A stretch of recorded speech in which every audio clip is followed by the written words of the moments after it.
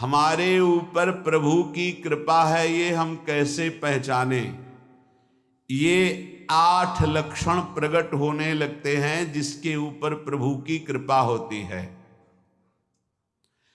हमारे ऊपर प्रभु की कृपा है ये हम कैसे पहचाने? तो ये 8 लक्षण प्रकट होने लगते हैं जिस पर हरिजू की प्रियाजू की कृपा है। पहला, घोर अपराध करने वाले के प्रति भी दया की भावना, शांति पहला लक्षण है। भाव में भी पहले शांत भाव है। हमारे ऊपर श्री हरिजू की कृपा है, इसकी पहचान ये 8 लक्षण। पहला, शांति, अर्थात घोर अपराधी के प्रति भी गुस्सा ना क्षमा करना, ये हरि की कृपा का लक्षण है। देख लो भाई, घोर अपराधी शब्द तो जाने दो, जरा सा प्रतिकूल हो जाए तो लाख समझाओ पर भ्रकुटी तनी रहती है। ईर्ष्या, द्वेष, मात्सर्य, द्रोह, ये उपासक के हृदय की विषय नहीं, ये तो गंदे विषयी पुरुषों के हृदय के लक्षण हैं। जहां ईर्ष्या है, मात्सर्य है, द्वेष है, द्रोह है, ये कुमति के लक्षण है, ये सुमति के लक्षण नहीं, ये हरि कृपा पात्र के लक्षण नहीं। आपसे जो अपराध कर रहा है, द्रोह कर रहा है, आपका क्षमा बल ये हरि प्रसाद से होता है। शांति, क्षमा बल, शांति, सह गया, क्या करूं, सहना ही पड़ेगा क्योंकि भगवत मार्ग में वो ऐसा नहीं होता। शांति, बुरा ही नहीं लगा, हरि कृपा पात्र को बुरा ही नहीं लगा। उमा संत के यही बड़ाई, मंद करत जो करे भलाई, ये सीधा शांति की व्याख्या है। अपने यहां मंगल गान में, करत जे अनसहन निंदक तिनहु पे अनुग्रह कियो, ये है हरि कृपा, ये है आचार्य कृपा, गुरु कृपा। अपराधी पर भी क्षमा का भाव होना, भला ऐसा है, अपराधी पर भी क्षमा का भाव होना, ये हरि कृपा पात्र में ही होगा, अन्य में नहीं। तो अगर अपने हृदय में ऐसा लगे कि ऐसा नहीं है तो हरिजू से प्रार्थना करनी चाहिए कि कृपा करो, मेरे में सामर्थ्य आवे। दूसरा, अनुसूया, वो किसी भी के प्रति कभी भी कोई दोष दर्शन ही नहीं करेगा। दोष कथन, दोष श्रवण की तो बात जाने दो। अनुसूया, दूसरों के गुणों में दोष ढूंढना, ये नहीं होता, हरि कृपा पात्र में ये नहीं होता। ये सब भजन के नाश करने वाले, जैसे पहला अपराधी पर क्रोध कर देना, तो माया ने भेजा इसीलिए था कि तुम्हारे साथ व्यवहार ऐसा करे कि तुम क्रोध करो, क्रोध करोगे तुम्हारी ऊर्जा शक्ति नष्ट हो जाएगी, अध्यात्म में जो चलने की थी, और कहीं तुमने संकल्प कर लिया तो भजन शक्ति नष्ट हो जाएगी। तो अगर भजन बल है तो गया, जरूर उसको दंड मिलेगा, पक्का मिलेगा, 100% मिलेगा, लेकिन आप खाली हो गए, ना भजन करने की वृत्ति रहेगी और ना भजन रहेगा, दोनों बात। अनुसूया, किसी के सद्गुणों में दोष देखना, गुणों में दोष ढूंढना, ये हरि कृपा पात्र में नहीं होता। ये बहुत मंगलमयी बातें हैं जिससे हमारा भजन मार्ग पुष्ट होता है। तीसरा, वो बाहर से और भीतर से पवित्र रहता है, हरि कृपा पात्र। शौचाचार का ज्ञान होना चाहिए, वस्त्र आपके पवित्र होने चाहिए, ये बाहरी जल रज आदि के द्वारा बाहरी पवित्रता, और निष्कपटता, निश्चलता, सत्य भाव, ये अंदर की पवित्रता है। अगर कपट है, छल है, असत्य है तो हृदय मलिन रहता है। भीतर और बाहर से पवित्र रहना, इसमें खास बात क्या है? भीतर और बाहर से पवित्र रहने में, भीतर और बाहर से सदैव पवित्र कौन रह सकता है? तो बोले जो पुंडरीकाक्ष भगवान श्री हरि का प्रियाजू का स्मरण करता रहता है वो शवायाभ्यंतर शुचि, वो बाह्य और अभ्यंतर दोनों से पावन रहता है। तीसरी जो कृपा का लक्षण है अर्थात वो सदैव भगवत चिंतन परायण, शौचाचार का पालन करने वाला, बाहर और भीतर से हरि कृपा पात्र पवित्र रहता है। लघु शंका में जल पात्र में रखा जाता है, जनेंद्रिय को पवित्र किया जाता है, फिर हाथ रज से धो के, फिर कुल्ला करके, आचमन करके, पैर धोकर, ऐसे पवित्र आचरण, ऐसे पशुवत व्यवहार ठीक नहीं। कुछ लोग ऐसी गलती करते हैं कि जिसमें शौच हुआ जाता है उसी में बैठकर लघु शंका करते हैं, तो सारे वस्त्र, पूरा शरीर अपवित्र हो गया आपका।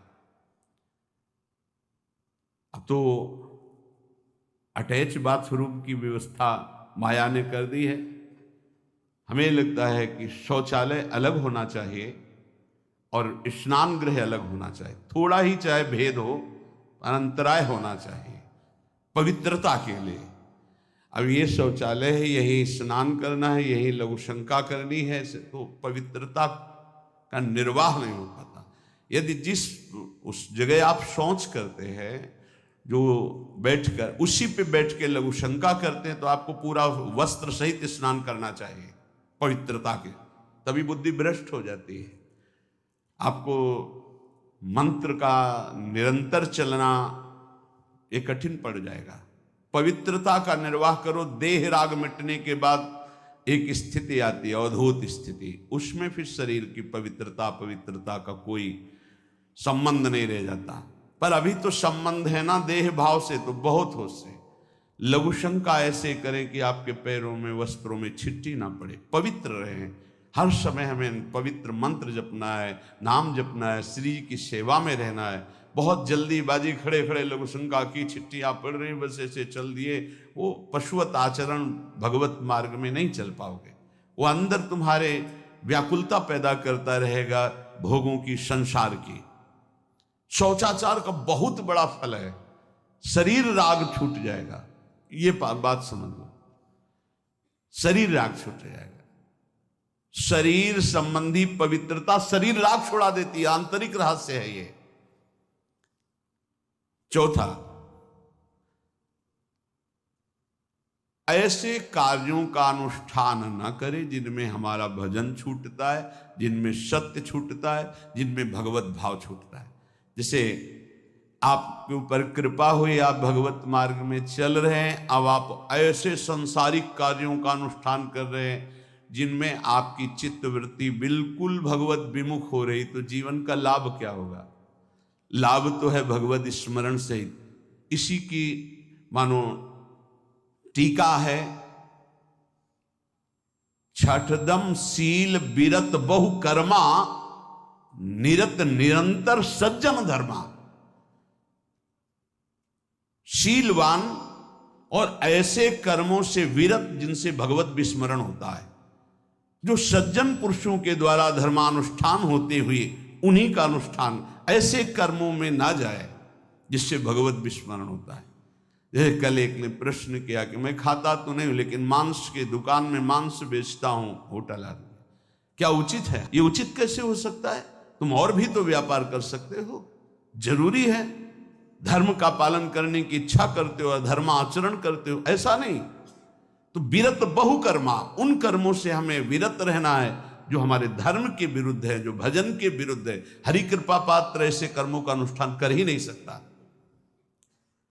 और शारीरिक श्रम इतना जिससे हमारा भजन का तार ना टूटे। जब भजन का अभ्यास किया जाता है तो हर कार्य को सुचारू रूप से करते हुए एकाग्रता भजन में रखी जाती है। हम वो कार्य जल्दी से कर ही नहीं सकते जिसमें भजन छूट जाए और कार्य पूरा हो। नहीं, हम कार्य करेंगे, हमें छोड़ दीजिए, हम अपने चिंतन से युक्त होते बिल्कुल कार्य करेंगे। जैसे कई साधक हैं, उपासक हैं, बड़े अच्छे उपासक हैं, उनको आप कार्य दीजिए कि आप पानी गर्म कर दीजिए, पात्र बहुत सुंदर साफ होगा, पानी बहुत गर्म, लेकिन आप कह दीजिए कि 5 मिनट में गर्म करके ले, तो उनसे असंभव नहीं होगा। छोड़ दीजिए उनको आप। वो मतलब ऐसा कार्य करेंगे प्रशंसनीय, पर वो समय से, उनका एक सिद्धांत है, बहुत अच्छा लगता है। और अपने को पता है कि इससे जल्दीबाजी नहीं होनी, पात्र मार्जन करना है, छोड़ दीजिए आप उसको, टोकिएगा नहीं, आप जल्दी मांझ के, उससे नहीं होने वाला। वो तनिक भी दोष नहीं रहने देगा पात्रों में, पर समय दीजिए, आराम आराम शिव कर। हमें अच्छा लगता है, भगवत चिंतन परायण उपासक की यही वृत्ति होती है। पोछा लगाना है बिल्कुल बढ़िया लगेगा, लेकिन आपको सर से घुमा दे वो ऐसा नहीं होगा। आप छोड़िए और जाइए, हटिए, और वो अपने ढंग से लगाएगा और एकदम क्लीन करके। यही उपासक का लक्षण होता है। जो कार्य करेगा सांगोपांग करेगा, पर वो बहुत मस्ती से होगा, क्योंकि उसका भगवत चिंतन चल रहा है। अधिक ऐसे जिससे हमारा चिंतन छूट जाए, थोड़ा संयम में आना चाहिए। ये भगवत कृपा पात्र का लक्षण है। अपने भजन का फल देखना, भगवत कृपा पात्र की सबको प्रदान कर देना। हिम्मत है, अपने भजन, इतनी मेहनत से किया हुआ भजन, भजन होने के बाद, हे प्रभु इस भजन का फल हो, सर्वे भवन्तु सुखिना सर्वे सन्तु निरामयः। यहां तो कहते महाराज, एक माला रोज आपके लिए करता हूं कि आपकी बीमारी ठीक रहे, तो शेष किसके लिए करते हो प्रभु? शेष क्या? अगर इष्ट और गुरु के लिए तुम्हारा है कि एक माला करते, तो फिर इतनी माला करते तो हमें क्या होगा? सब आपको दे देंगे तो हमें क्या होगा? तभी भजन का रहस्य नहीं जाना। सबके मंगल के लिए अपने भजन को समर्पित कर देना। देखो भाई भजनानंदी, भजन में अरुचि होने लगेगी? नहीं होने लगेगी। सुबह से शाम तक पसीना चुआए हम, और भजन का फल दे दे सबको। तो इसका रहस्य बताते हैं। सबको जे भी कहा सर्वे भवन्तु सुखिना, तो सर्वत्र विराजमान भगवान वही पलटकर अनंत रूपों में आपके ऊपर बरस पड़ेंगे। ये आंतरिक रहस्य है। हमने जो भजन किया वो एक सीमा में था, और जब हमने संपूर्ण विश्व को दे दिया तो असीम बनकर वापस हुआ। ये भाव न समझ में, अगर ये भाव न कहे तो एकदम लगे हम अपना भजन क्यों दे दें सबको। उस सर्वात्मा में विराजमान जो हमारा प्रभु है, उसी को समर्पित कर। सर्वे भवन्तु सुखिना, तो वो सब पलटकर सब जगह से वापस आया, सबका आशीर्वाद आया, और वो महान बनता चला गया। ये लाभ है, आंतरिक लाभ है। अगर तुम्हारा भाव ऐसा न बनता हो तो आप प्रभु को तो अर्पित करते ही है ना, तो वही प्रभु सब में विराजमान है। ऐसा भाव करके सर्वात्म स्वरूप भगवान को हमारा भजन समर्पित है। सब रूपों में प्रभु विराजमान है। ये हरि कृपा पात्र का लक्षण चल रहा है। और छठवां, अपने भजन से अपने लिए कुछ भी ना चाहना, और दूसरों की तो बात जाने दो, दूसरों से कुछ ना चाहना ये तो ठीक है। अपने भजन से अपने लिए कुछ ना चाहना है हिम्मत। देखो ये हरि कृपा पात्र में हिम्मत होती है। अपना भजन अपने प्रयोग में ना लाना, इसका भी आंतरिक रहस्य है। अपने प्रयोग में आप शरीर को लेकर के बोलेंगे, अगर स्वरूप को लेकर तो प्रयोग की कोई वहां जरूरत ही नहीं। स्वरूप पूर्ण काम है, वहां कोई अभाव नहीं। जब आप कोई भाव अपने लिए करेंगे तो देह भाव होगा। देह भाव से किसी विषय की मांग होगी। विषय पूर्ति भजन का फल नहीं होता, भजन का फल होता विषय निवृत्ति। बहुत जोर की बात है, कैसे समझ में आए? अपने भजन का भी फल अपने लिए नहीं, दूसरों से कुछ चाह रखना तो बात ही जाने दो। भजन से भी कोई अन्य सुख की चाह नहीं हुई। क्या चाहिए? भजन ही बनता रहे, भजन का फल भजन बनता रहे, खूब निरंतर जप करते रहे। सातवां, किसी भी मान सम्मान कीर्ति पद प्रतिष्ठा के मिलने पर हृदय का असंतुष्ट हो जाना, यह हरि कृपा पात्र का लक्षण होता है।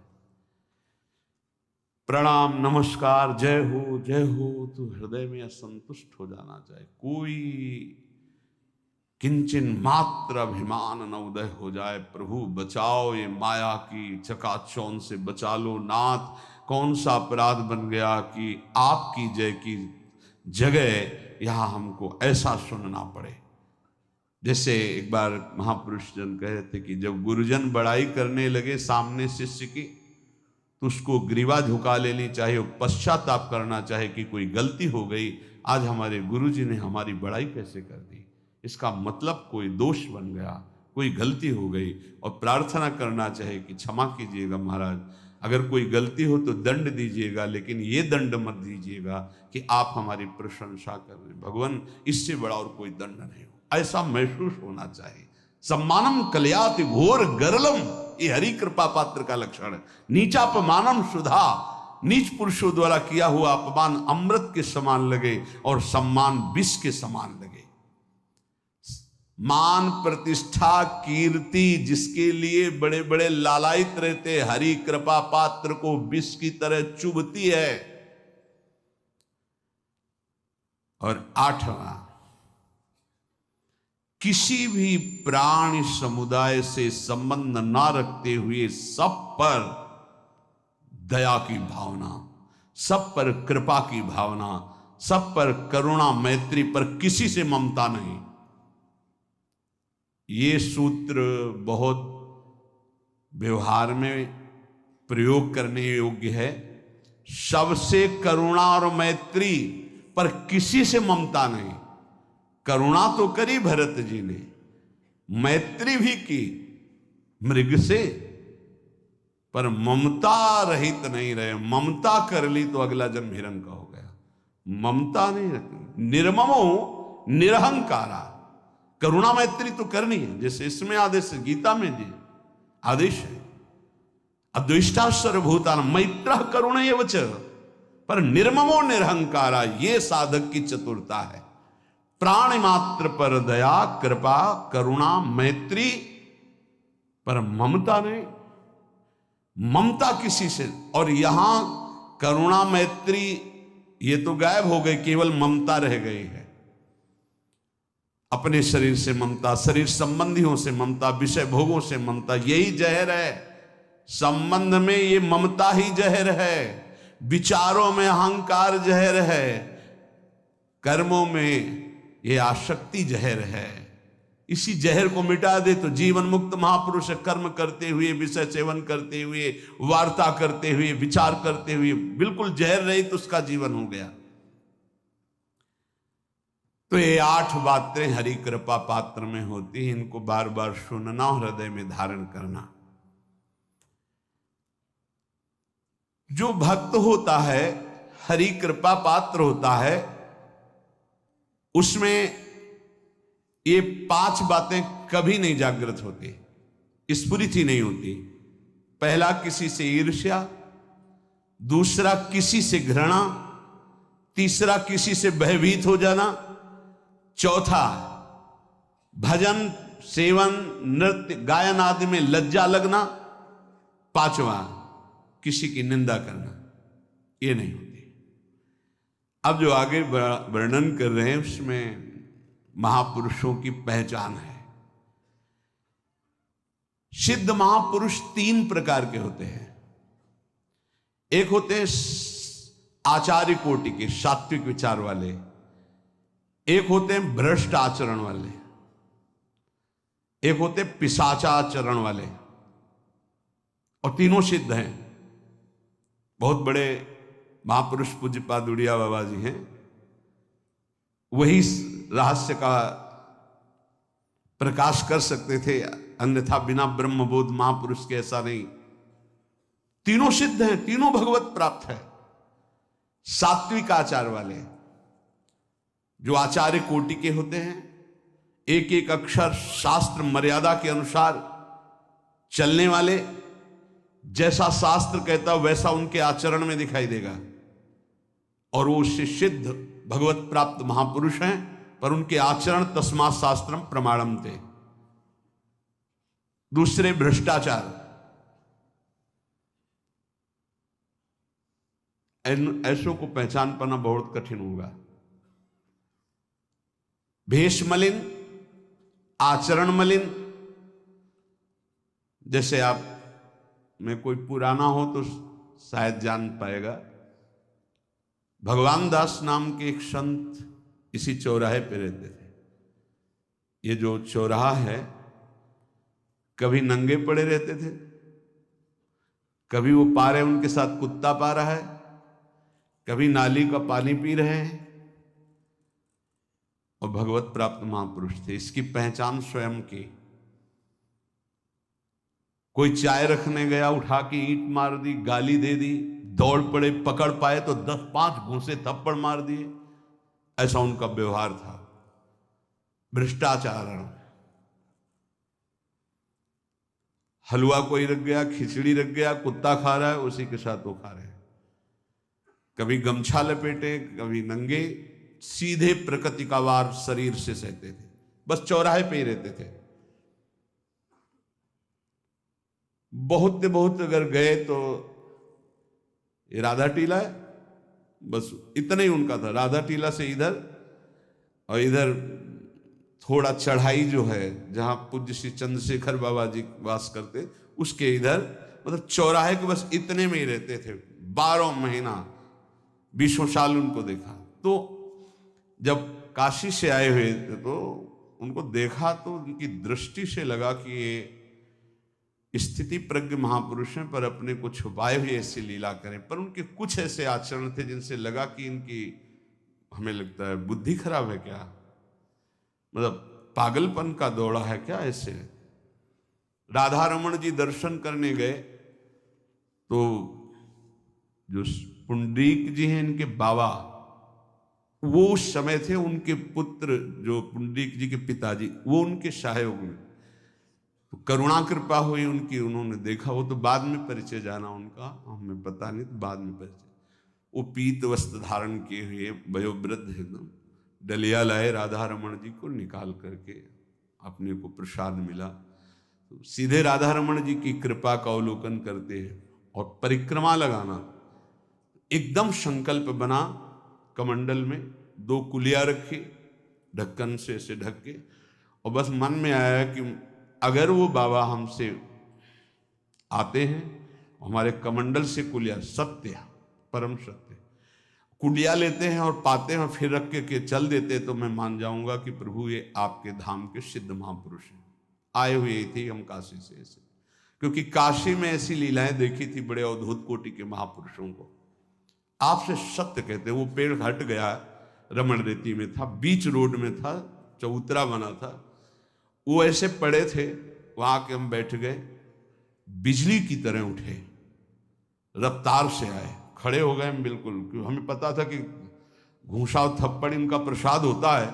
हम कहा उस समय, हम कहा अगर हाथ चलाएंगे तो पकड़ लेंगे ना, बिल्कुल पोजीशन में खड़े।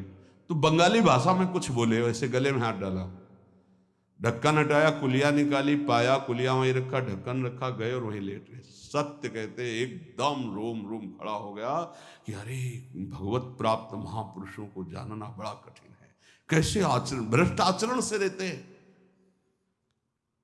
कभी दिगंबर, कभी गमछा लगा हुआ है, कभी कुत्ते के साथ खा रहे, कभी नाली का पानी पी रहे। पूज्य बाबा कह रहे आचरण मलिन, नाली या पैखाने का भी पानी पीने में उनको कोई भी परेशानी नहीं। गंदे जगह मलिन भाव से पड़े रहना, किंतु वृत्ति हर समय भगवदाकार रहना, भगवदाकार रहना। ये तीसरे, पिशाचाचार, गाली गलौज करना, ईंट पत्थर से मारना,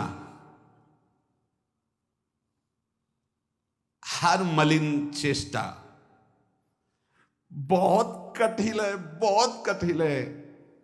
ये सब देखने को मिला है भगवत कृपा से तीनों प्रकार के महापुरुषों का।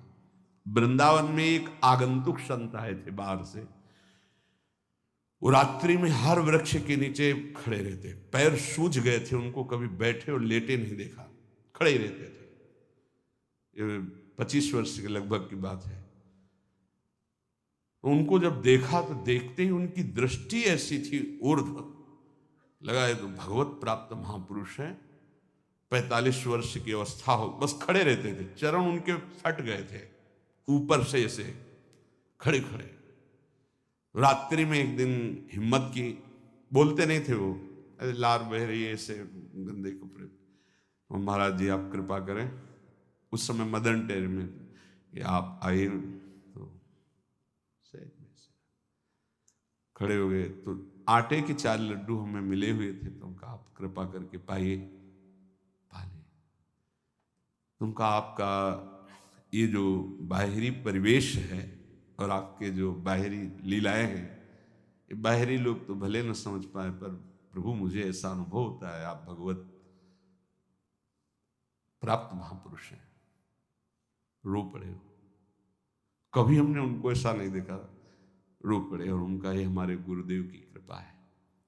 उनका कब से वृंदावन आ पाए? बोले कुछ दिन हुए। बोले वृंदावन की रज का प्रभाव कितना दिव्य है कि अब जाने का मन नहीं होता है। पर आप अब दोबारा हमसे मिलने की चेष्टा मत कीजिएगा, कभी दूर से देख लीजिएगा, पर आप कभी मिलिएगा नहीं। आप भक्त हैं इसलिए आपसे संभाषण कर लिया।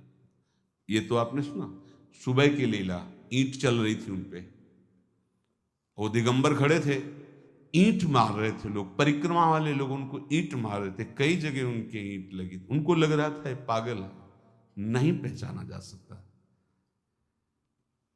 3 प्रकार के महापुरुष होते। एक होते सात्विक आचार वाले, बहुत जो शास्त्रीय आज्ञा वैसे ही अक्षरशः आपको दिखाई देंगे, आचार्य कोटि के, पवित्र शरीर, पवित्र वस्त्र, पवित्र आचरण, एकदम आचार्य कोटि। दूसरे एकदम भ्रष्ट आचरण, समझ ही नहीं सकते आप। तीसरे पिशाच की तरह, समझ ही नहीं सकते उनको। अब लाभ होता है केवल पहले वाले से, सात्विक दसमा शास्त्रम प्रमाणम थे, इससे जनता का लाभ होता है। इन 2 से विशेष हानि हो जाती है, क्योंकि इनके आचरण ऐसे होते हैं, साधु अवज्ञा तुरंत बहुत जल्दी विनाश होता है ऐसे महापुरुषों के अपमान से। सात्विक महापुरुषों के नहीं, अगर उनसे अपमान भी हो जाएगा तो क्षमा करेंगे वो सब। इनको न क्षमा से मतलब है न पिटाई से मतलब है, इनकी दैवी शक्ति तुम्हारा नाश कर देगी। ऐसे से बहुत, क्योंकि इनको समझ में नहीं आएगा ना।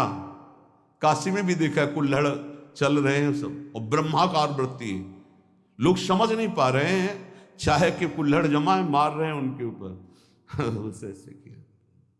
बिल्कुल जो चर्म है प्रकृति को सहते सहते भैंसे का जैसे हो गया मोटा एकदम, और उनके ऊपर मार पड़ रही है, वो मुस्कुरा रहे हैं, चल रहे हैं। उनका गजब हो गया, ब्रह्माकार स्थिति महापुरुष के सामने। ऐसे कोई समझ ही नहीं पाता।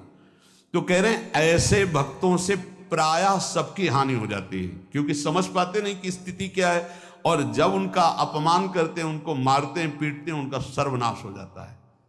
वो करते नहीं हैं, उनका प्रभाव कर देता है, पर सात्विक महापुरुषों से किसी का मंगल नहीं होता। इसलिए समाज का परम मंगल शास्त्र के द्वारा आचरण किए हुए जो सिद्ध महापुरुष हैं उनसे होता है। ये 2 प्रकार के महापुरुष जो होते हैं, कई तरह से हानि हो जाती है, आप समझ ही नहीं पाएंगे, आप अपमान कर देंगे, अनिष्ट हो जाएगा आपका, क्योंकि यहां ना क्षमा है न दंड है, दैवी शक्तियां उनकी सुरक्षा में लगी हुई, वो सर्वनाश कर देंगी। इसलिए बाबा परिचय बता रहे कि अगर तो इनको पागल न समझा जाए। ये प्रायः जैसे एक बार बताया था कि हरगोविंद जी के पांडाल में रास हो रहा था, एक दिगंबर महापुरुष आए और वो ऐसे खड़े थे पीछे से, चूंकि आरती करने के बाद पीछे राधा वल्लभ जी की गए तो पीछे ही खड़े होना था, तो बिल्कुल पास बूट पहने हुए मारा लात पीछे से, वो मुभरा गिर गए, आराम से खड़े हुए, रास को ऐसे नेत्रों से हल्का सा और बस फिचल दिए।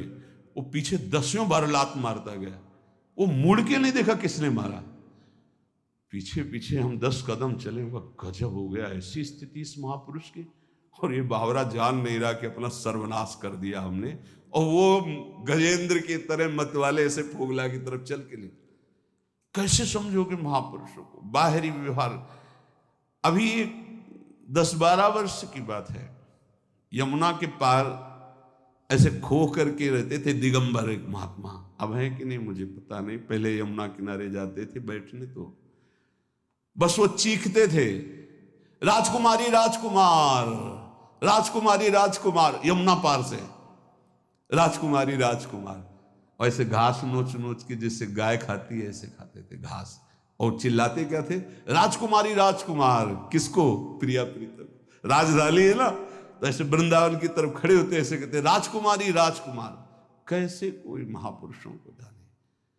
भगवान कृपा करें कि किसी भी महापुरुष का कभी कोई अनिष्ट हमारे द्वारा ना हो, कहीं कोई अमंगल बर्ताव ना हो जाए, इसलिए परिचय बताया। कि आप सोच सकते हैं कि ऐसे भला महापुरुष हो सकते हैं? हाँ, पक्का। तीनों प्रकार के महापुरुषों के दर्शन हुए।